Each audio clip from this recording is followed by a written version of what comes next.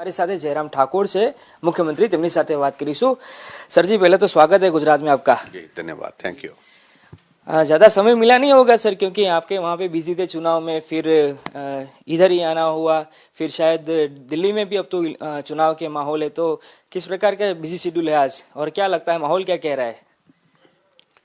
देखिए, अभी तो यहाँ आना ही हुआ है और 3 विधानसभा क्षेत्र में कार्यक्रम है और जो सब साथियों से मिलने का अवसर मिला है और जो मीडिया के माध्यम से जो जानकारी हमको हासिल हुई है और जो पूरा देश देख रहा है, यहाँ चुनाव एक तरफा चुनाव है। गुजरात में कहीं कोई मुकाबला नहीं है और उसकी वजह यह है कि गुजरात का जो डेवलपमेंट का मॉडल जिसको पूरे देश ने स्वीकार किया है, तारीफ की है, अडॉप्ट किया है और ऐसे में गुजरात में हर क्षेत्र में विकास हुआ इन 5 वर्ष के कार्यकाल में।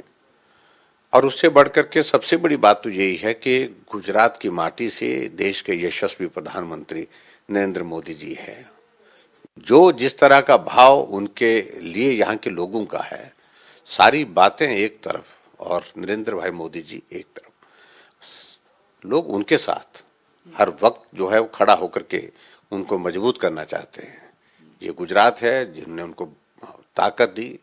बतौर मुख्यमंत्री यहाँ बहुत लंबे समय तक उन्होंने काम किया और जो काम किया है लोगों को आज तक वो नहीं भूला है और उनके उस योगदान को कभी भूल भी नहीं सकते हैं।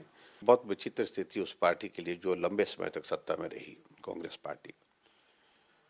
आमतौर पर यही होता है कि जब कहीं चुनाव होता है, जिस राज्य में चुनाव होता है, जो पार्टी का नेतृत्व होता है वो सारा काम छोड़ करके चुनाव में पार्टी की जीत को हासिल करने के लिए, जीत दिलाने के लिए काम करता है।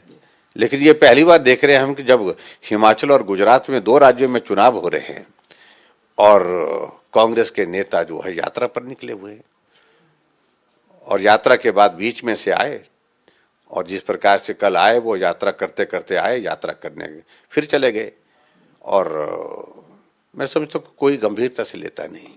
और मुझे लगता है कि शायद कांग्रेस पार्टी की यह स्ट्रेटजी है कि राहुल गांधी को चुनाव के इस अभियान से अलग किया जाए, दूर किया जाए और ऐसा लगता है शायद उनको ये लगता कि उनके आने से ज्यादा नुकसान होता है।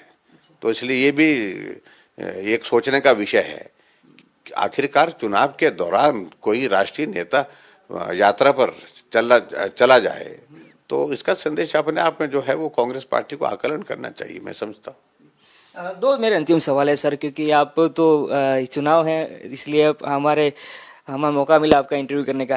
तो सर, अभी आप हिमाचल से यहाँ पे आए, तो फर्क क्या आपको दिख रहा है हिमाचल के चुनाव में और गुजरात के चुनाव में? आपने क्या देखा है, क्योंकि आप आज सभा करने वाले हैं यहाँ पे? देखिए, इसमें एक चीज को लेकर के कोशिश की है हमने, कांग्रेस और आम आदमी पार्टी ने कोशिश की कि हम हिमाचल प्रदेश में जो है वो कांग्रेस और यहाँ आम आदमी पार्टी, इस तरह की बातें वो करने की कोशिश कर रहे हैं आपस में। लेकिन ना यहाँ चलेगी ना वहां चलेगी, ना कांग्रेस चलेगी ना आम आदमी पार्टी चलेगी।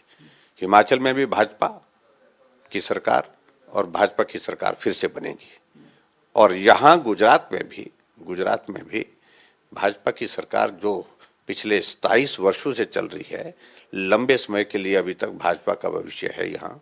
और जिस प्रकार से यहाँ विकास के कार्य हुए हैं कि यहाँ के माननीय मुख्यमंत्री जी को, भूपेंद्र भाई पटेल जी को मैं बहुत बहुत बधाई देता हूँ। बहुत अच्छी तरह से बेहतरीन काम किए उन्होंने यहाँ पर और उन कामों के जरिए निश्चित रूप से यहाँ गुजरात में भाजपा की सरकार सारे तमाम रिकॉर्ड तोड़ करके फिर सत्ता में आएगी। હિમાચલ પ્રદેશના મુખ્યમંત્રી જયરામ ઠાકોર ગુજરાતમાં આવ્યા છે અને પ્રચાર તેઓ કરવાના છે। મારી સાથે જયરામ ઠાકોર છે, મુખ્યમંત્રી, તેમની સાથે વાત કરી।